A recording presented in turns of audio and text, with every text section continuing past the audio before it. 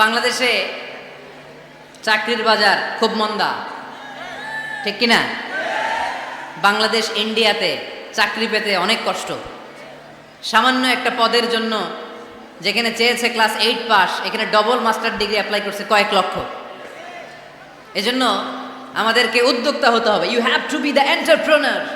আমাদের উদ্যোক্তা দরকার, বেশি বেশি নতুন নতুন উদ্যোক্তা।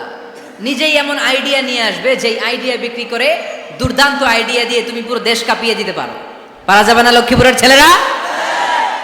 আইডিয়ার অনেক দাম। You have to generate new ideas. নতুন নতুন আইডিয়া এনে মানুষ গোটা বিশ্বকে তাক লাগিয়ে দিচ্ছে।